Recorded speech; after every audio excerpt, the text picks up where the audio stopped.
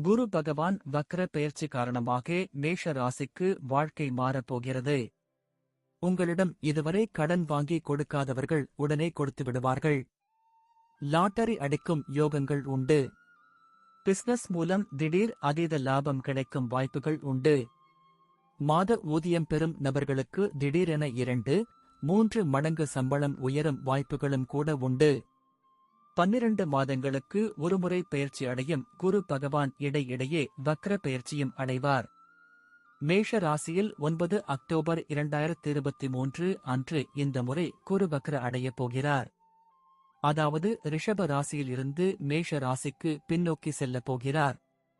இந்த வக்ர பெயர்ச்சி காரணமாக மேஷ ராசிக்கு என்ன மாதிரியான பலன்கள் எல்லாம் ஏற்படும் என்று இங்கே பார்க்கலாம். வக்ர பெயர்ச்சி பலன்: யாருக்கும் எந்த வாக்குறுதியும் கொடுக்க வேண்டாம், உங்களுக்கே எதிராக செல்லலாம். கோபம் அதிகரிக்கும். வாயை கொடுத்து மாட்ட வேண்டாம். சண்டைக்கு செல்ல வேண்டாம். யார் மனதையும் புண்படுத்த வேண்டாம். யோசித்து முடிவு எடுங்கள். மாணவர்களுக்கு படிப்பில் சுணக்கம் ஏற்படலாம். மனநலனில் பிரச்சனை ஏற்படலாம். உங்களுக்கு அதே சமயம் மனநலனில் பிரச்சனை வரலாம். உங்களிடம் இதுவரை கடன் வாங்கி கொடுக்காதவர்கள் உடனே கொடுத்து விடுவார்கள். லாட்டரி அடிக்கும் யோகங்கள் உண்டு. பிசினஸ் மூலம் திடீர் அதீத லாபம் கிடைக்கும் வாய்ப்புகள் உண்டு.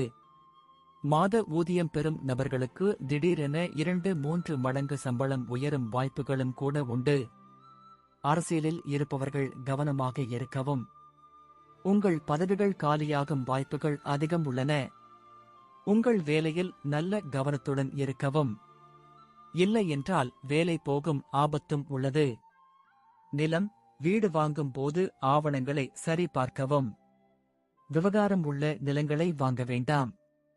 ஏற்கனவே திருமணம் ஆனவர்களுக்கு கணவன் மனைவி தனியாக இருக்க வேண்டிய சூழல் ஏற்பட்டது.